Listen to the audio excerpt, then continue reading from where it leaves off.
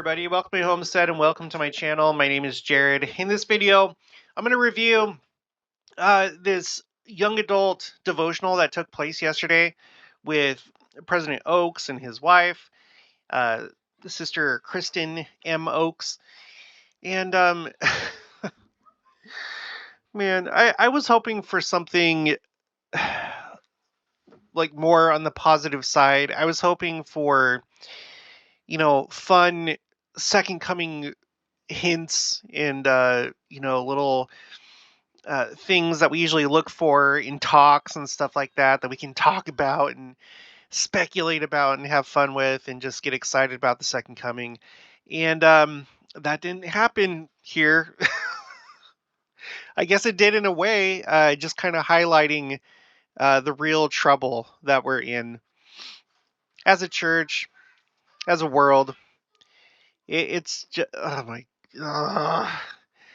Okay, so I would highly recommend that you watch this, specifically if you're a young adult. You should watch this. Go watch this first before you watch my video. My video is just a commentary, an opinion piece on what I heard and just my own observations about the world. Okay, so these are the notes that I took. Okay, not even to go over the hymns. I'm just gonna go over the fact. Let me give you the overview. Essentially, he talked about how the church is concerned about the young people and marriage and moral issues and family and having children. That was pretty much the entirety of the devotional. The church's concern about the world, but then even more especially our own LDS young adults. He did something I don't think I've really seen other places and other devotionals. He put up two charts. The first chart showed the decline of people who have ever been married. So, meaning, okay, let me explain that. So basically, the number of people that just never get married, that number is going up. It's going up. The people that don't marry is going up. I'm not sure why I put decline. Anyway, and then the second chart was the age of people who get married the first time. We know that people get divorced and people lose spouse, or people get divorced, whatever. They lose spouses, they remarry, whatever. So that very first marriage, when someone gets married, the age at which people are getting married the first time is going up. So in other words, instead of people getting married sooner, they're getting married later. And this isn't news to me. It probably isn't to you either, because I feel like they've said this a number of times already. But this time they had a very serious sit down with young adults. And that's actually my first note. I quoted him as having said that this was an important devotional.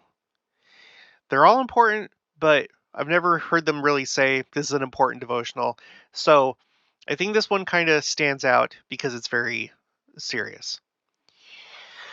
He read a quote from President Nelson. I don't have it word for word, but essentially paraphrasing it, it goes, "As the world becomes more secular, you need to become more spiritual." And then stick with principle instead of popularity. That's a quote from President Nelson that he shared. He said, "Leaders in the church are uniquely concerned about people in the United States postponing marriage." I'd have to go back and see exactly why he said that, but they're concerned that he also mentioned the fact that this is also a worldwide problem. And you guessed it, primarily in Western countries that are wealthy, that are doing well, that are gorging themselves on pleasure and material accumulation. He pointed out the problem that opportunities and blessings are lost when marriage is postponed, and I can attest to that. Okay, I'm not saying that I'm perfect. Okay. When I was growing up, when I was a teenager, if you missed my live stream, I kind of touched on this a little bit. The state of my dad's side of the family, um, struggling spiritually, and kind of being blindsided by the path that some of my cousins took because at the time that my grandparents passed away, it seemed like everyone was doing good with going to church, except for the one uncle and his kids. Everyone else, like it seemed like everybody was on the right path. I saw my grandpa get better in his lifetime, and by the end, I felt very hopeful. I think he had made the necessary change in his life that he's going to be okay. And my grandma's always been good, and well, my grandma mostly, but in his later years, they stressed church and uh, gospel values and stuff like that. Um, so I grew up this way, and I was looking to the future, my own future, with hope, and I was coming up with a good plan. None of my family had gone to like a traditional university and gotten like a bachelor's degree or anything like that. They all either went to Well, they all went to basically career school, like trade schools. In the case of a couple of my uncles, for becoming auto mechanics, and then my dad and one of my other uncles, he went to like a career college to learn um, computer programming, software engineering, and stuff like that.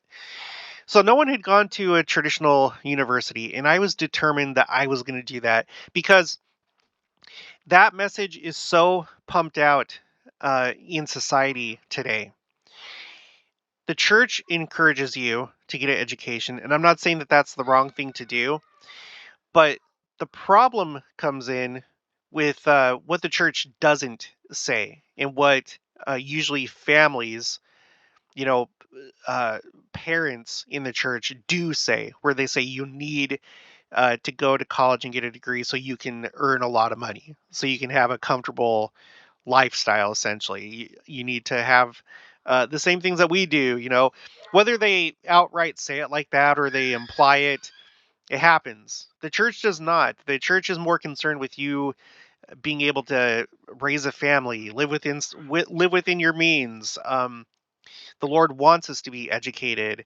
It doesn't mean that everyone has to go to the university and get a degree. I think there's need for all different career types, and not all of them take you to college. So anyway, I was determined to go to my choice. I was going to Salt Lake Community College. I was planning to go to the U of U and get a degree in accounting. I figured accounting is a very safe job. There's always going to be demand for accounting. At least that's what I thought back then. And I think there probably will be into the future until AI takes over everything. But there's always a demand for accountants. It pays. It's a job that pays well. I thought it was a good choice, and I think it was. And so I was going to school full time. I got home. I got home from my mission and immediately got married within, I think it was about 6 months or so. And I didn't just jump into it. I already knew Jenica before my mission. I knew the real Jenica, not dating Jenica. We were actual, genuine friends. And then, as far as I knew, she was going to get married when I was on my mission. So we just kind of casually corresponded. But it picked up at the end when we both realized, oh my gosh, this might actually happen. And so when I got home, I was ready to get married, and she was too, and we did. Um, so we got married, went to school full time, worked full time. It wasn't a big deal. It was fine. And then we started having promptings to have children to start our family. And I was like, I don't even have my associates yet. I'm not sure that that's the best idea. But instead of yielding to my own goals, my own pride, because there was pride there, thinking, okay, I'm going to be the first one from like my dad's side of the family that's going to get a bachelor's degree or more. There was pride. Um, Instead of yielding to that, instead of yielding to conventional wisdom, in other words, social pressure. Oh, you need to go to school, you need to get a degree. Um, I decided to entertain the spirit and listen and pray. and fast and think about it. And I got sign after sign after sign after sign, and Jenica did too. So we decided to start our family. And I was like, it's okay. I'll still go to school full time. No, no, no, no, no, no, no. I quickly realized that was not going to happen. And so I had to choose a different program. I was like, okay, well, I still need to complete my education. So Salt Lake Community College was offering and I'm sure they still do, offering a aircraft dispatch program, which doesn't require a degree. It's a thing where you get basically licensed through the FAA. So it took me like, I can't remember, but the way that it worked out with like the schedule, it took me like a year and a half to get through that program, and then I got my license and whatever. Um, so I ended up on a path that I did not plan for myself. I was going with Heavenly Father's promptings and inspiration. And it took me to some really crappy places like the army, which actually ended up being the biggest blessing in my professional life. But I didn't know that until afterwards. I had to do hard things. We wanted Jenica to be able to stay home because that's how I grew up. And that's a value within our church. Not everybody has to do it where the wife stays home. Like everyone has different circumstances, but I prayed and wanted her to be able to stay home because I received the benefits of my mom staying home. My dad worked, she stayed home, and I reaped the benefits of it, and the benefits were great. And so I ended up doing really crappy things, working at crappy jobs, call centers, and then after that, going to the army, literally risking my life. And then afterwards, going to welding school, something completely opposite from what I was shooting for, becoming an accountant. It turns out that going to that school was a means to an end. I didn't know it at the time. I was like, oh my gosh, I'm going to become an accountant. That's not what happened. Heavenly Father had another plan for me, graphic design, and now I'm doing this.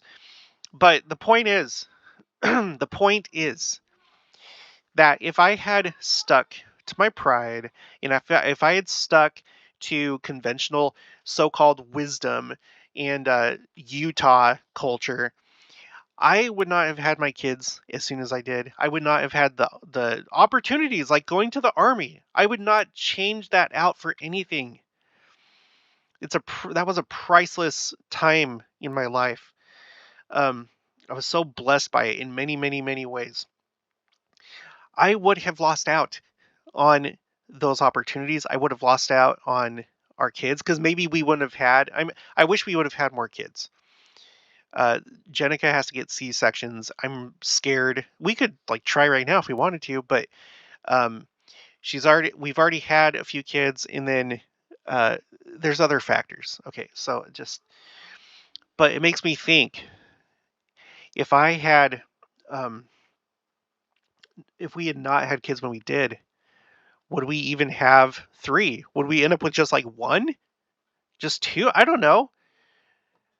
So Heavenly Father knew, and I think generally speaking, it is good for everybody to start families early.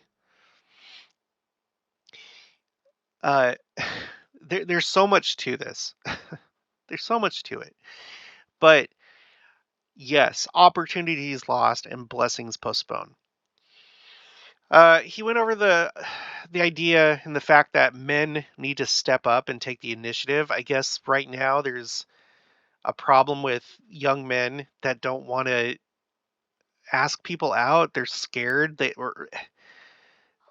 Again, this is a very an alien concept to me. I don't understand. I don't understand.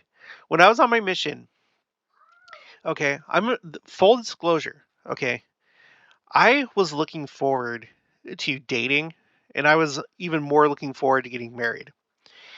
One, because I knew that my wife would be my best friend, and there would be peace, and like the dating game would be over because dating is stressful. It's like you're r- reaching out for a goal, and then you finally get to that goal. So wanted my friend, wanted my family. Um, I wanted love, intimate love. I wanted to share my life with somebody. And then, just like any red-blooded male, I was ready. I could not wait, okay, to begin baby making activities. And you know what? That it's like that for a lot of guys. Maybe not all of them, but so it's just like how what are you waiting for? And I understand that some people. I did a video a long time ago. I did a live stream where I talked about uh, my feelings on dating and giving advice. I did a little thing on the difference between love and infatuation. Um, that was a long time ago. I know that it's not easy for everybody. Some people are, physically not attractive. Other people um, may have other issues that are holding them back that they can't help. I get that. So don't think I'm just like, why aren't you getting married? What's wrong with you? Because I realize that there's those situations. I know.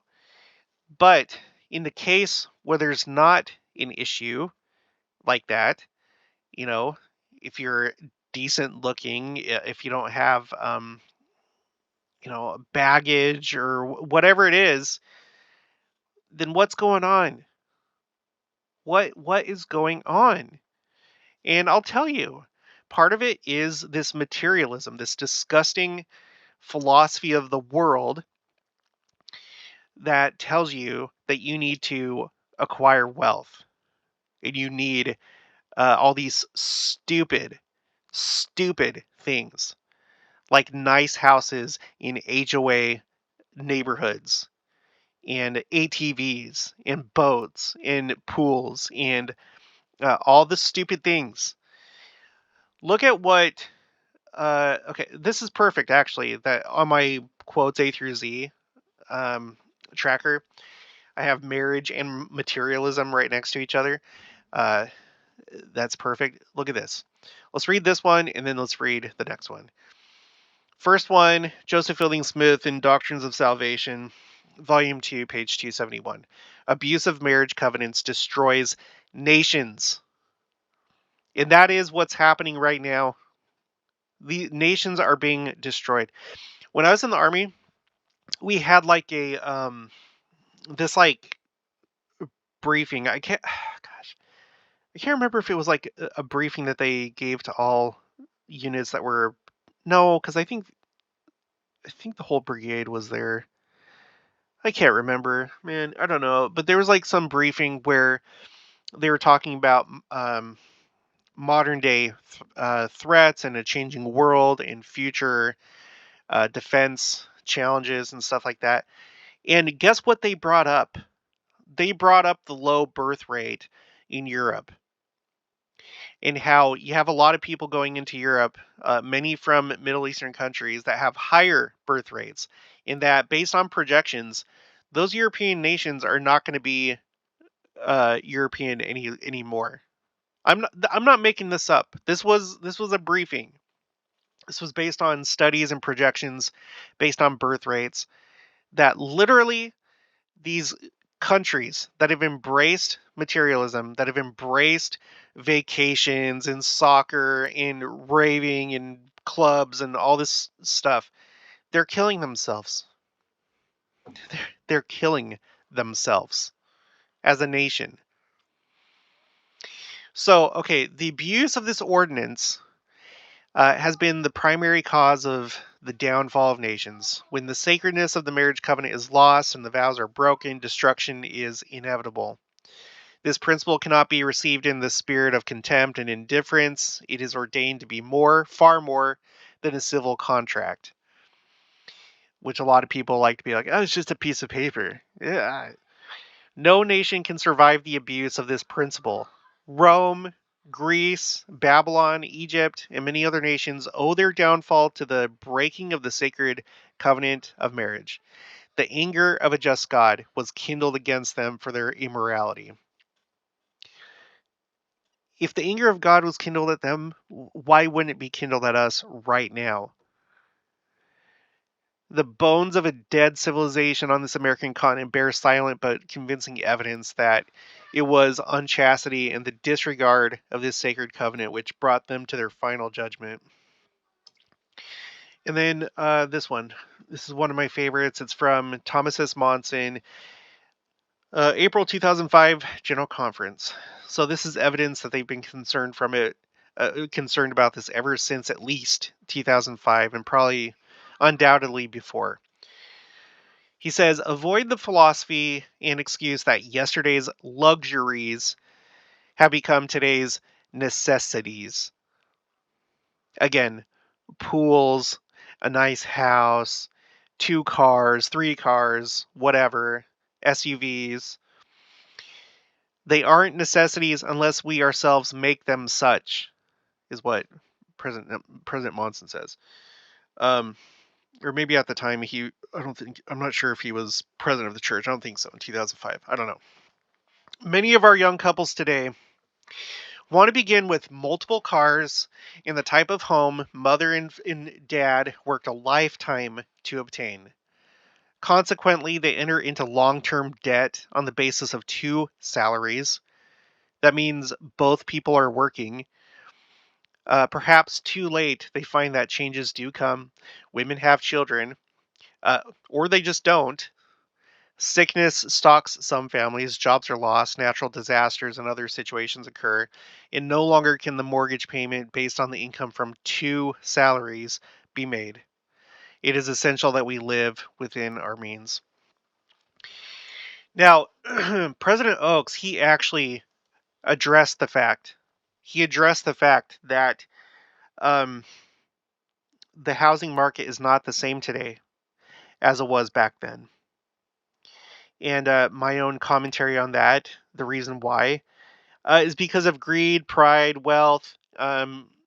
Just, well, a lot of it comes from demand, doesn't it? People wanting nicer and nicer things. So if there's demand, then guess what? Prices go up. That's the law of, why can't I think? Supply and demand. If there's a demand, prices go up. Prices go up. If we raise our standards, prices go up.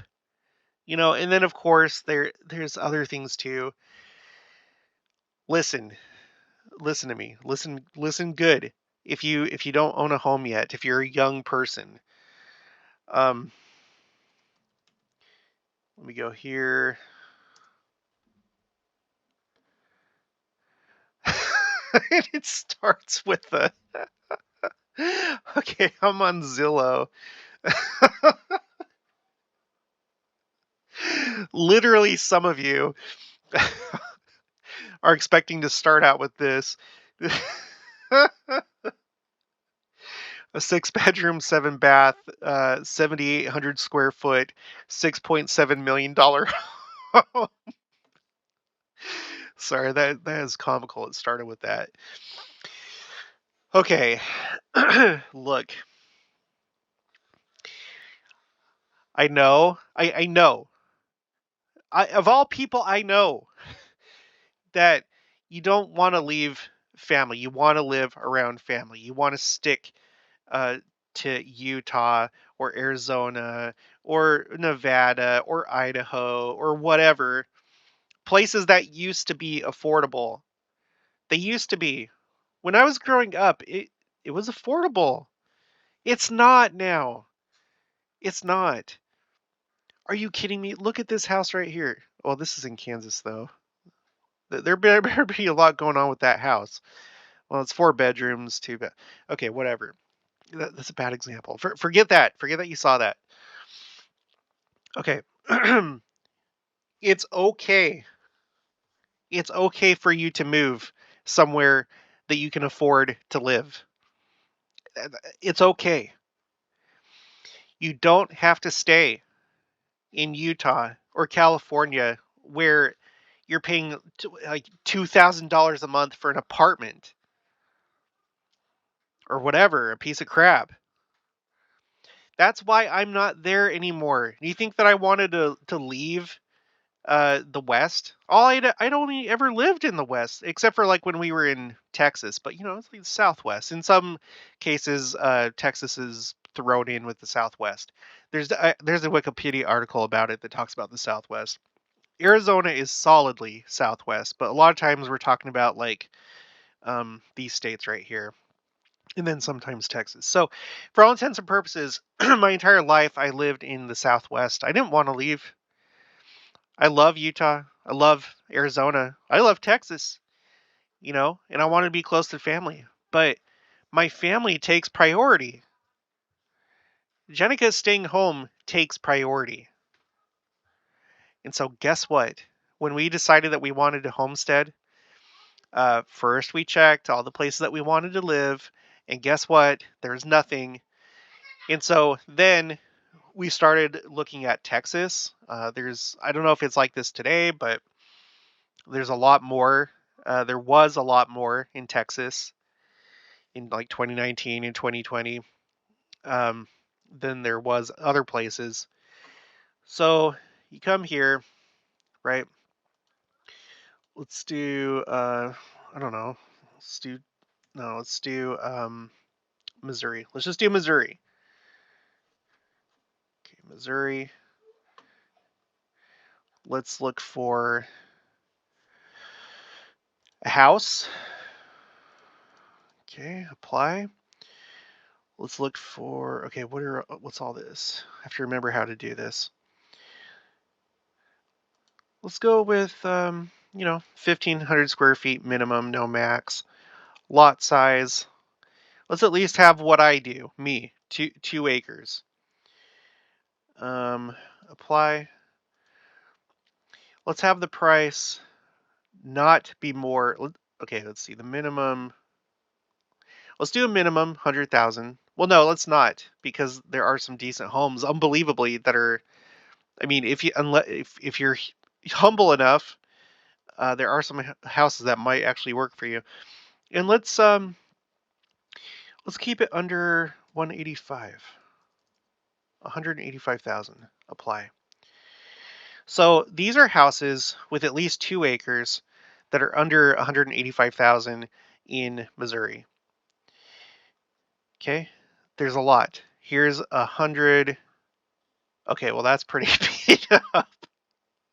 This is a fixer upper. Okay, sorry, I didn't like plan this out ahead of time. There's that. It's kind of like one of those like mobile homes that was like turned into a house like with a solid foundation. Okay, the point of this is not to depress you. Maybe things have changed since I was looking. Let's see, Joplin. That doesn't look too bad. Again, it's humble. You'd have to fix some of this up. But guess what? 3 bedrooms, 3 bath, almost 2,000 square feet. It comes with 5 acres. And let me tell you, having acreage is a blessing. It's a blessing. Let's look at some more. Uh-oh. Uh-oh, this is by Fort Leonard Wood, where I went to basic training. That's another one of those like, well, I don't know if that's a mobile home. No. Okay. Again, it's humble, but this one looks like even nicer. Um, Almost 4 acres, 3 bedroom, 2 bath, 1,600 square feet. Anyway, that's not, the point of this video is not to like find a home for you, but you don't, and you have to search, obviously. You have to search. This house doesn't look too bad. Almost 4 acres. I feel like this is actually pretty decent. And look, it's almost 2,500 square feet. Four bedrooms, 1 bath, but you could always remodel and stuff like that. So look, it has central air. Um, if you have a job where you work online, there shouldn't be really very many limits to where you can move. I realize that that's another thing, depending on what your job is. But we're living in a day and age where more and more people are starting to work online and work from home. If you're one of those people, consider this. Consider it. What's the harm? Set up a Zillow account or whatever website you like. And it is not the worst thing to not live in a city. I live an hour away from Wichita, an hour away from these two other places where we do a lot of our shopping. It's not a big deal to drive an hour to go do those things. We're going to do it today. We're going to go to the mall today. It's not a big deal. What is this, like a partially finished home? Ooh, I want to shower like that. All right, so this is a work in progress, 5.4 acres. What if you don't really care that much about land, or what if, like, all you want is let's say let's see, at least 1 acre. Let's do 1 acre. That brings up a whole lot more. Let's look at Arkansas. Oh my gosh, Arkansas is just like, there's way more there. But look at the estimated payment for this. $139,796 a month. You can live in an apartment for that much, maybe not even that much, or you could move to Arkansas, have a nice deck, you know, and that does look like a nice deck. You have land, 2 acres. Looks like it comes with at least like one outbuilding right there. Look at all this room. Think about playing frisbee out there with your family, people from the ward, friends. You know, the inside doesn't look bad at all. This looks good to me. 3 bedroom, 2 bath, 1,500 square feet. Yeah, I would consider this. I think this is just great. This is fine.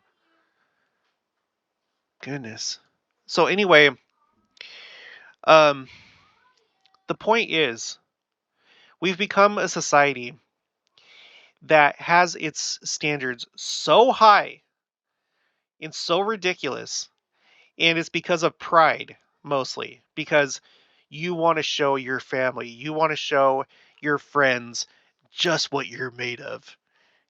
Oh, look what you were able to accomplish with your life. You know, um, it's so silly. You know why? Because, well, I can't say this for all people, but for me, when I go to somebody's house and it's a nice house, while I'm there in the moment, I'm kind of like, yeah, this is a good place. But then guess what? Afterwards, it might as well not even exist. I don't care. Who cares? Who cares? I don't care. Like, I'm happy for you. I would like that for myself. But ultimately, I don't care. It's not like I look at this. This has 12 acres. Has woods. Wouldn't it be fun? Wouldn't it be fun to own your own land like this? And if you want to go camping, you can just do it on your own land. You just like come over here, create a little camping area just for the fun of it. Oh, look, and these guys have a stream. Look, they have their own stream. Would you like to have a stream on your property? And I'm not talking about the man-made fake ones. The real thing. An actual stream. And it looks like there's even, I don't know what those are. Are those like little fish? Tadpoles? No, I don't think those are tadpoles. Um, it's gorgeous. Look at that. Just think of all the possibilities. Like, if you like guns, you could come here. You can set up your own range. Most likely, I guess it depend on where you live and the ordinances. But this is probably out in the country, most likely. Just a quaint little farmhouse. You can turn it into your dream. You don't have to worry about your friends when they come over, parking on the road and neighbors getting mad. Who's talking about neighbors here? Who's talking about noise complaints here? This is like well off the street. Have you ever thought about that? How nice it'd be to have a home that's off the street? And that's basically like how my house is, mostly. Like the front of the house does not face the street; it faces inward toward the property, which that by itself is amazing. All right, so enough of that. you guys, you don't have to stay in Utah. And maybe, just maybe, Heavenly Father is trying to funnel people toward the Midwest and the New Jerusalem. Maybe that's why I hear people all the time saying that they're moving over here. Live within your means. There is peace in living within your means. There really, really is. Okay, so um, of course he talked about this issue right here. You know who these are? These are BYU students. Brigham Young, our second prophet, university students. Oh, and look, she has a scripture. For Zion must increase in beauty and in holiness. Her borders must be enlarged. So, this person right here, the way that she reads that scripture is that the borders of Zion means all sorts of accepting all sorts of things outside of what God has commanded. You know, never mind the holiness part or what God has said about marriage or when you go to the temple and the way that the temple runs and what you learn in the temple. No, don't worry about the eternities and how reality functions in the way that things are set up. It's going to church headquarters and protesting. What kind of what world are we living in where members of our church, and probably not all these are members, but the ones that are, what world are we living in where you think that you can go to the prophet and protest and you teach the prophet what's right? It's just absolutely absurd and sick and depressing.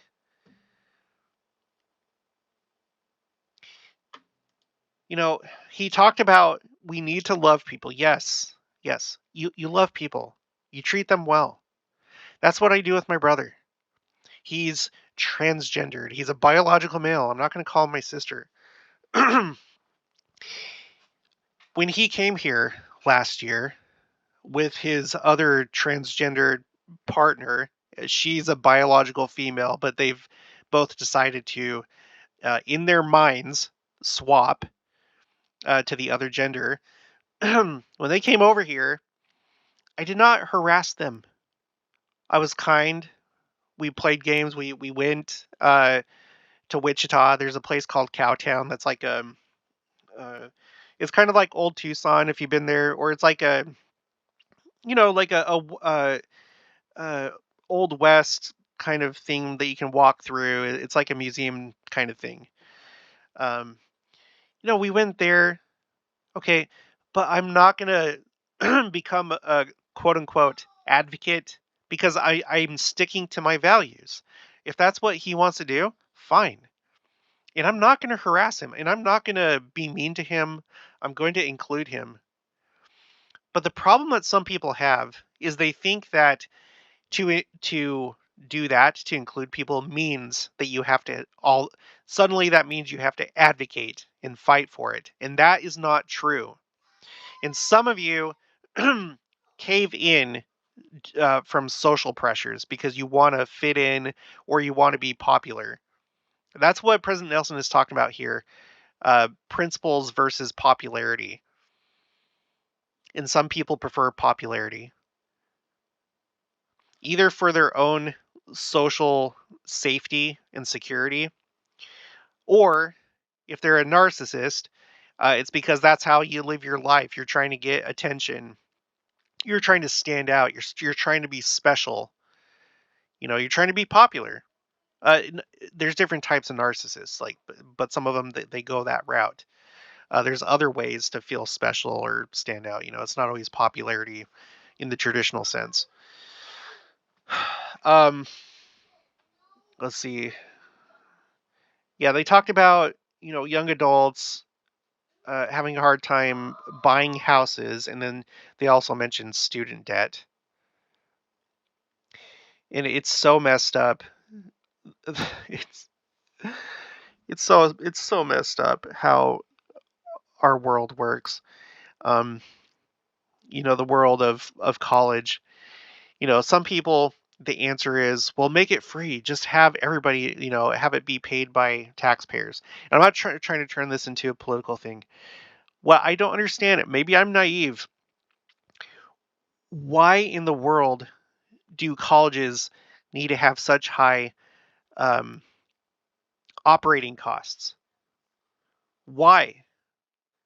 Why do the teachers need to be paid so much? Like, I'm not saying that they shouldn't be paid, but I don't know. I haven't really looked into or professor salaries, but I'm guessing that sometimes it's a little bit much. I don't know. And then other things that you see colleges pay for, um, works of art on the campus, and um, I don't know. Sorry, I'm not prepared for this argument, but there's got to be a way that you can reduce operating costs. College is just a place to go and get trained, but like it becomes like a whole like little world and city of its own. It's gosh, I don't understand. I don't get it. I feel like there should like be a cap maybe on salary or tuition. It should be like bare minimum instead of like universities becoming these little worlds, these little I don't know. But I'm gonna leave it right there. I'm not. I'd have to like study all that. I don't know. I feel like there's a solution. But anyway, he said don't sacrifice things for material possessions, meaning things that actually matter, like relationships, especially marriage and having kids and stuff like that. He read a letter from a 16-year-old who she was talking about, like, why are there these people in the church that are not acting like they're LDS? People in the church that are like, I think she said something like she went to like a stake activity and they asked her pronouns. What are her preferred pronouns? At a stake activity. What in the world? I'll tell you what it is. It's because the church, it's not all true members of the church. There are wheat and there are tares. There are imposters. There are infiltrators. There are people that are in the church that are not genuine. And this is a frequent theme on my channel. There's different reasons why that happens. Sometimes it's simply a cultural thing. It's like Judaism, you have the different shades of Judaism. You have the ultra orthodox, you have the orthodox, you have the conservative, and then you have the what are they called? No, not reconstructionists. The reform Jews, and they're the ones where they don't believe like anything about Judaism. They're secular. Some of them are atheists, but they just do it because it's their ancestry, it's their heritage, you know, and it's all just like willy nilly. It's not just a thing in Judaism. It's probably every single culture. You have people that just stick with it just because that's just how they grew up. Um, you have some people that are predators that they see a group of people, they see a church, whether it's our church or another church, good-hearted people that they know that they can take advantage of. Some people are religious narcissists. They're good at pretending to be spiritual. They're good at uh, just showing off how supposedly righteous they are, and so that's their gig. It's their gig. It's like, okay, I'm doing the LDS gig. I get a lot of attention this way. So there are tares. There are tares in the church. That's the reason why there are tares.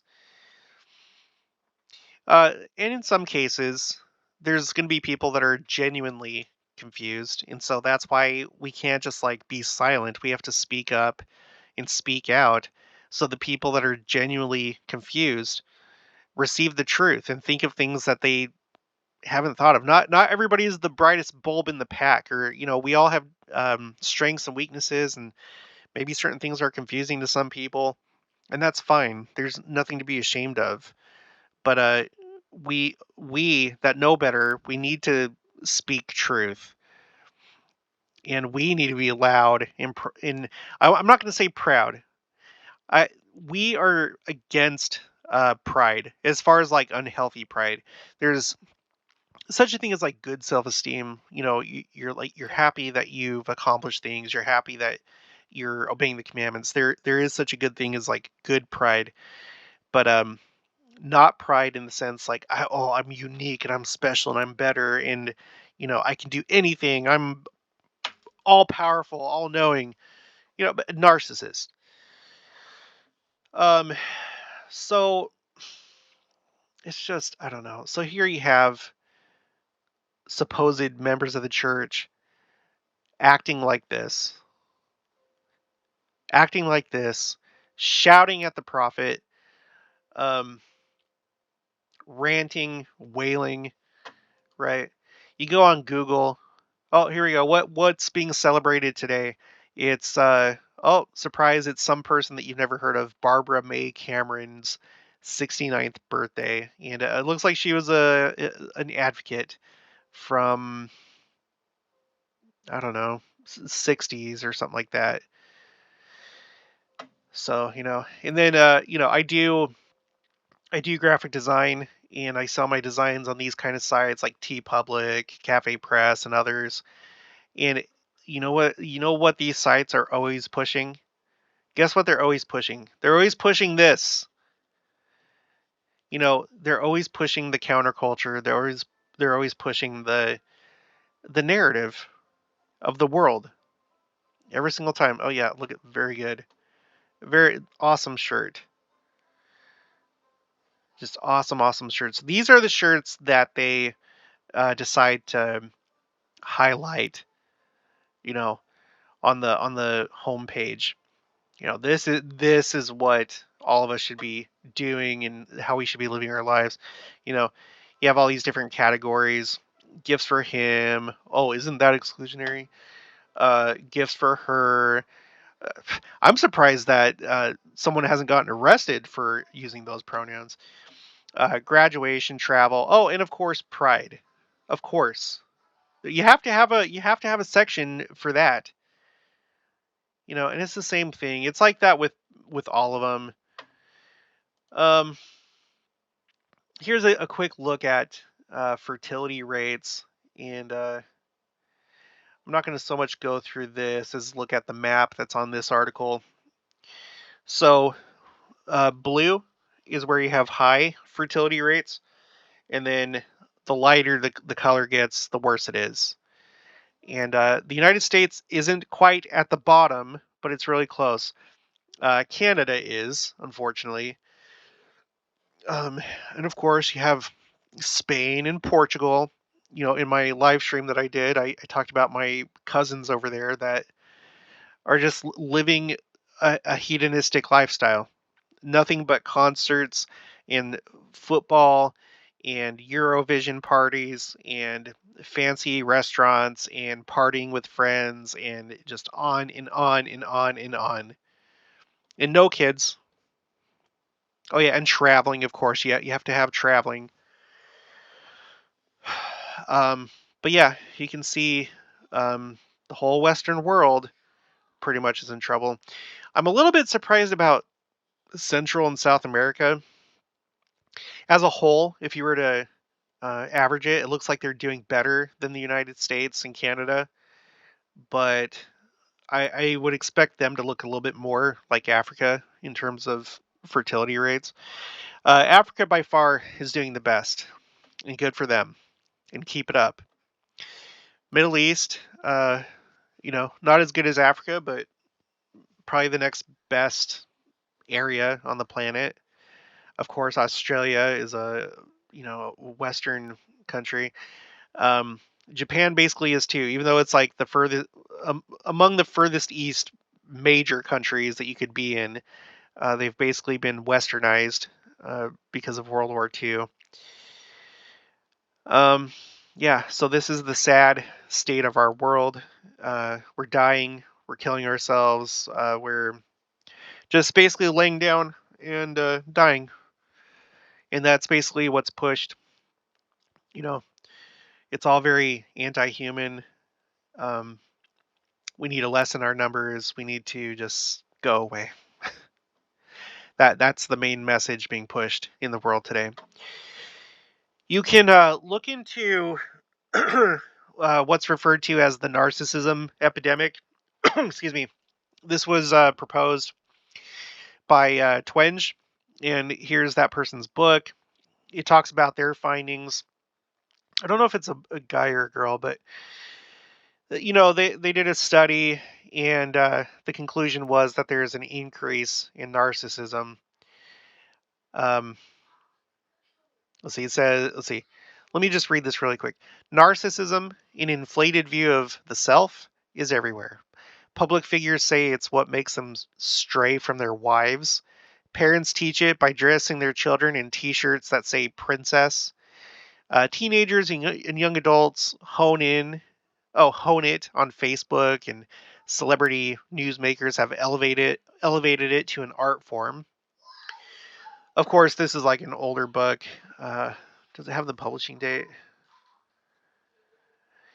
This is an older book, so nowadays young adults, it's not so much Facebook as it is TikTok, Instagram, Snapchat, and it's what's making people depressed, lonely, and buried under piles of debt. Hmm. A rise in narcissism is making people uh, become buried under piles of debt? Yeah, it's because I'm not talking about the so-called psychological personality disorder of narcissistic personality disorder. They themselves say that there's a spectrum. The further you go down the spectrum, then it starts to become so-called clinical. In the case of narcissistic personality disorder, it's one of the few disorders that's not treatable. You can try and like teach them like how to act appropriately, but you cannot um, put them through a therapy where it genuinely changes them at the core. It's like teaching a robot, like programming a robot, like, okay, in this situation, don't do this. But there's no core as to like why. Um, so anyway, yeah, yeah, pride. Look what I'm capable of. Look at my house. Uh, Gene Twenge's influential first book, Generation Me, and I think that's referring to the baby boomers because there was a big narcissist problem with them. One of the most entitled generations that we've seen. Entitled as far as like they had some of the best like opportunities growing up, as far as like buying houses and access to education, and things were cheaper back then. And it was after World War II, and the economy was like really bustling, and it was a good time for materialism and to be a me person. I'm not saying that the boomers are better or worse or better than today's generation. It was just different. Anyway, spurred a national debate with its depiction of the challenges 20 and 30 somethings face in today's world, and the fallout these issues create for educators and employers. Now, Dr. Twenge turns, oh, it's a girl, her focus on the pernicious spread of narcissism in today's culture, which has repercussions for every age group and class. So, this would probably be a good book to read. If you don't have the money to do this, I have a couple articles here that you can look at that um, kind of talk about what Twenge said. But I've actually started a new playlist which is going to feature other channels' videos, because there's some videos that I can't produce myself, but I feel are really important. And so if you want to like see my recommended videos, I'm going to have this playlist called recommended videos. And I would recommend, this is going to grow. But right now, I would recommend this. I love Sam Vaknin. He is a narcissist. He is diagnosed, and he's a leader in research into narcissism, narcissistic personality disorder, and other cluster B personalities. And he tells you, and it's freaky what he says, how I experience my narcissism. Aware, not healed. It is freaky. Because in essence, just to put it in a nutshell, like I've said before, these people, it's like their spirits have given everything over to the natural man. There's nobody in the driver's seat. There's nobody at the wheel. There's no one at the helm. It's the natural man that is prideful, that creates a fictitious facade that it wants to show everybody, and it's supposed to protect the inner person, the person that decided to step away from their own life at a very early age. And it's freaky. It's very freaky. And this is a big reason why there are this growing movement of people that are attracted to all these different things. A lot of it has to do with narcissism, and he talks about that. He shows you why, and it's probably not for all of them. There might be some genuine um, ones of these that actually are, wired differently, or however you want to say it. But many others, it's because of narcissism, and because now it's being more accepted, and now it's okay to do this, and it's so disturbing. It's so disturbing. Think about it. If you're a narcissist, you're someone that thinks in black and white terms. Okay, so when they see people, they're either all good or all bad. You're either on my team or you're not on my team. They don't see the nuance. They don't see the shades of gray. They don't have, it's all just very basic. And that's how they think of gender. Okay, they are the ones that are supposed to be, beautiful, attractive. They're the ones that are admirable. So the opposite sex, no. These people, they get married. Um, there's different reasons why they get married, but one reason is so that they fit in with society. That's why they do it. It's a function. It's not because they love. It's not because they have intimate feelings or anything like that. They do it because it's part of what it's part of their facade. Depending on what facade they've chosen. You know, if you're like a pro-social person, you're a member of the community, whatever. Then it's like, oh, okay, well, this is the next thing I need to do. I need to get married. Check that off the list, right? But when it comes down to it, they are literally attracted to themselves. And Sam Vaknin talks about how, in a narcissist mind, like if they're intimate with somebody of the opposite sex, in their mind, they turn that person into, like if it's a guy, they turn that person into, they envision them as like a female version of themselves. So essentially, they're being intimate with themselves. And so you see why it's just easier if you go with somebody of the same sex. It's easier, um, you know, and that it actually, and Sam Vaknin talks about, this isn't me. It explains why there's sometimes incest, because it's someone that's literally part you. It's you. You are there because that person is related to you. So incest, um, just all these different just things. Listen, I would encourage you to watch Sam Vaknin. He explains it fully, academically, in a way that I cannot. But oh goodness, this was not a good one. There's going to be those of you that are like, well, you need to not do this or say that. Just stop. Okay, I don't want to hear it. I've explained myself very clearly. I'm not advocating for being not nice to people. I'm not advocating for not loving. I'm advocating that you do, but to not get confused and not cross that line where you start advocating for. And these are hard truths. It's gonna make somebody butthurt probably, and I'm sorry for that. I'm sorry that my tone is not perfect, but this is a very passionate thing. Um, just sorry. It needs to be said.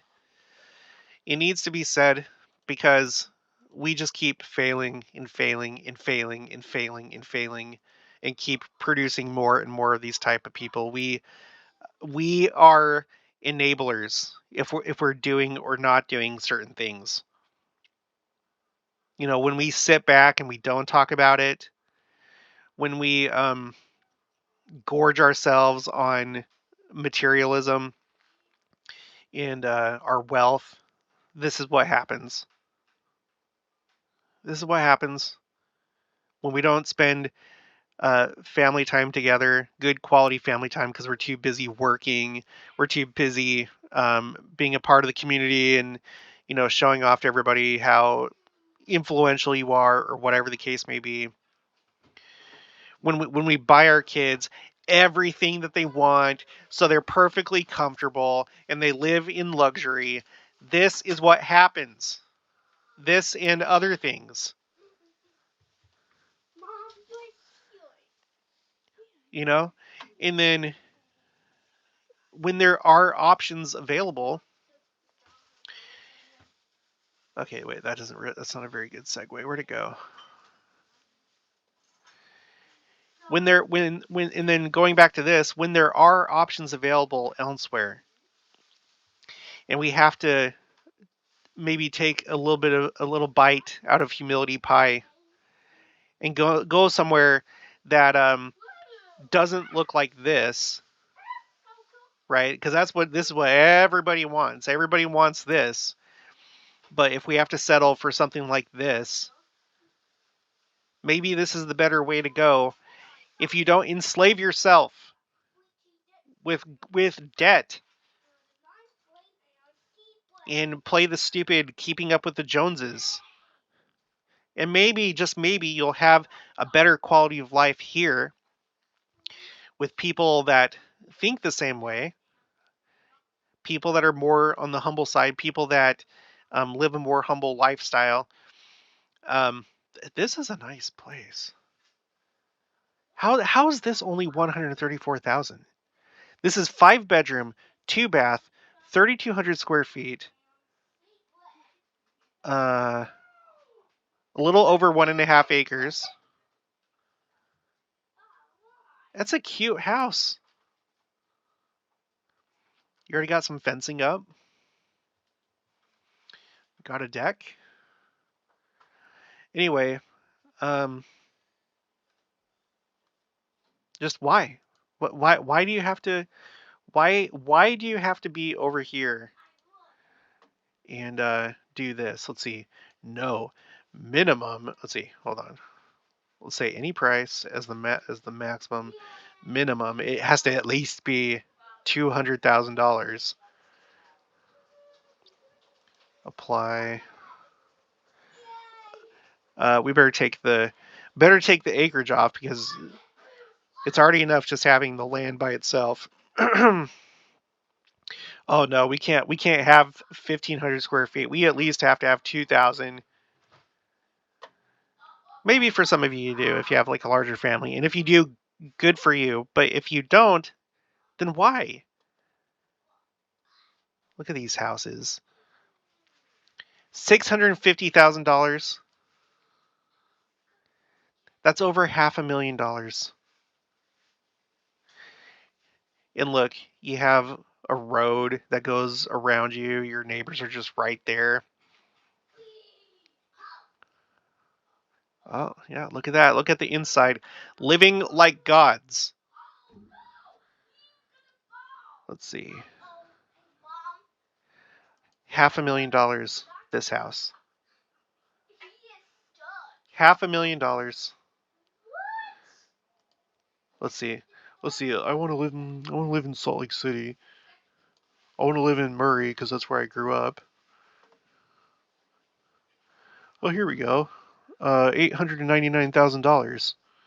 Yeah, 899. That's a pretty good deal. 3 bedrooms, That's perfect because then I can have me and my wife, and then we can have 2 kids. Or no, maybe we'll have more kids, but then they'll just share the. No, we can't have them be inconvenienced by sharing the same room. No, no, we can't do that. Let's see. Oh, there's some pretty good stuff here. Let's see. Coming soon. What do I have? I just want to make sure. Okay, at least 2,000 square feet, and then a home. Are you kidding me? If you want to live in Murray nowadays, look at this. If you want something that is 2,000 square feet at least. So usually what you think of as a decent sized home. You know what? Let's lower our standards a little bit. Let's lower our standards.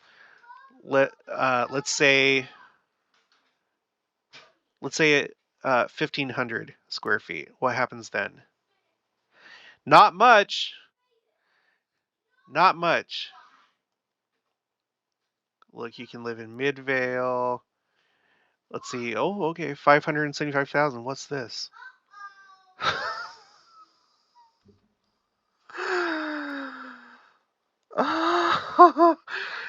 This house is $574,000. Oh my gosh. What in the world with ceilings like that?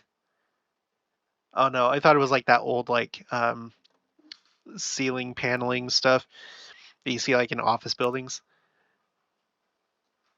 Oh, this is nice. Fancy. We're not gonna have to change anything in there. Um oh gosh. This house is from like the 80s. Look, you have like the 80s lighting fixture here, the chandelier. The 80s, like everything was like wood, 80s, 90s. This like just bland wood color. I'm not trying to insult anybody. Sorry, I'm always making people mad. Pastel carpet that matches the. That matches the ceiling. This house is this house is worth $574,000. Oh my gosh. Oh, help us. Somebody help us. Um, okay. Let's go back to Murray. Yeah, everything in Murray is over $500,000. Um, let's say minimum of no $200,000 now. No, let's say let's do $150,000, which is like it's not going to change anything. But let's do that. Um, Look, I'm not even like selecting how many bedrooms or bath I want. For all I know, some of these houses are like one bedroom or 2 bedrooms. Oh my gosh. Um, okay, so let's find the closest place to where I used to live. I used to live here in this area, 4500 South and State Street. So up here, a $750,000 house. And this is good. Look, you're connected to all these other houses. It's like a townhome. It's a townhome. You don't even have your. You share walls with your neighbor. Oh my gosh. Oh, but you do have like a fenced backyard. Oh gosh. Oh, oh, this is an abomination. I'm serious. This is an abomination. The road's not even. It's just like a just. You're all crammed in with all these other people.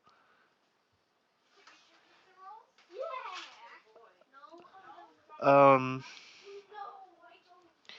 Okay, so you have a garage right there. And then as you're walking in to your house, your neighbor might be parked out here and walking in at the same time, and you're like 10 feet away from each other. You can have this like nice balcony up here and have the amazing view of look at that breathtaking view. Look at those apartments over there. Oh, beautiful. Look at this tree. This is worth seven $750,000. Oh my gosh. Oh look, something that might almost be affordable. Let's see, 385,000.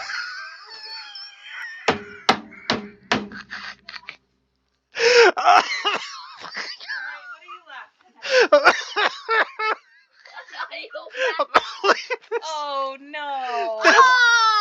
That's $385,000. No!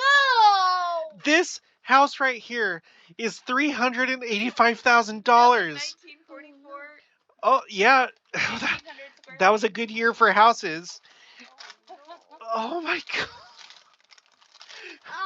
Oh, You might just have to work a little bit on the unfinished downstairs, but oh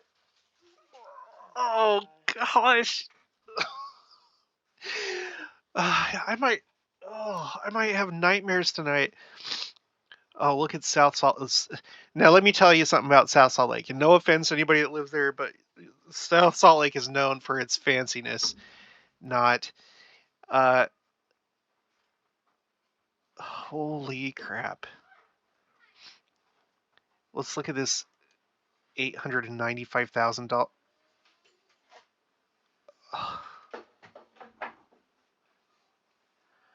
Built in 1922. Yeah, but is this like $1 million home? Look at the inside. It's like not even like updated. Oh, except for, you have rainbow colored stairs, that by itself is like $50,000. Okay, this part of the house is, yeah, it's kind of updated. Very bright inside because, of course, we're gods and we're this is heaven.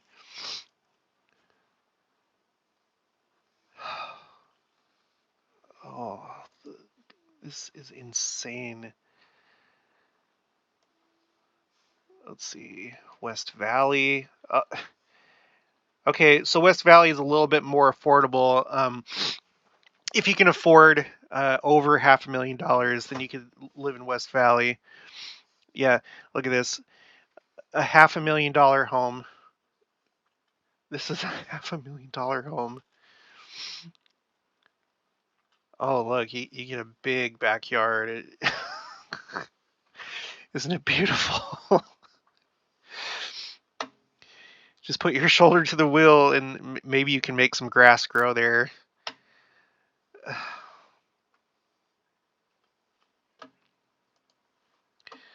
This is West Valley. I'm sorry again if you live here. West Valley is not exactly known for being a great place. In fact, it's known for crime and stuff like that. Same with Kearns. This is ridiculous. Is it any wonder why the youth in our church in Utah, why they're breaking their backs? They want to have a family. They want to live in a house. And this is what they have to be able to afford.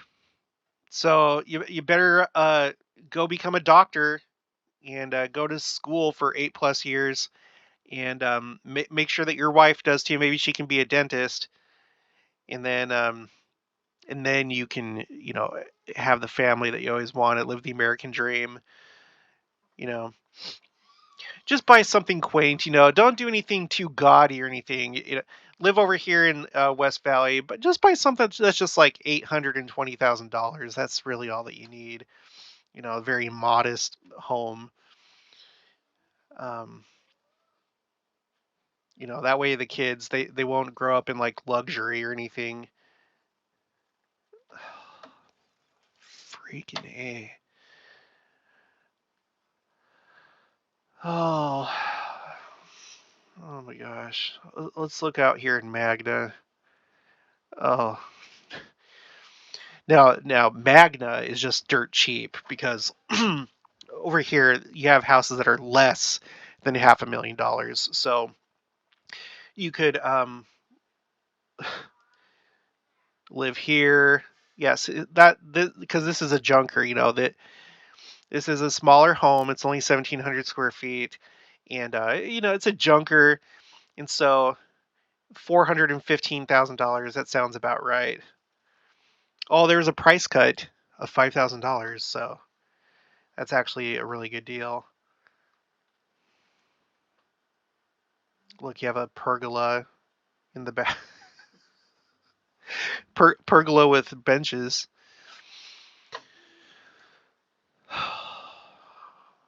Oh, that's just made me more depressed. Please, everybody listen to President Oaks and his wife. Please escape the insanity of Utah. The cultural members of the church that aren't really members of the church that go to church headquarters and protest, and then they go back home to their luxury homes. Leave that place. At some point, New Jerusalem is going to be built. If you have to live in the capital because living in the capital is so great, leave Utah. Come, it's no longer go west. If you're out here, go east. Come to the Midwest. That way you'll still be west. Move to Nebraska. Oh. Okay, at this point, I'm just like going on and on. I need to end. I need to end this. Okay, so, ta-da! That's what the devotional was about. As we live in this dystopian future. Something I never could have imagined when I was younger. Alright, if you haven't already, please make sure to subscribe, like this video if you liked it, leave your thoughts and opinions down in the comments below. Also make sure to share it, and I'll talk to you guys later.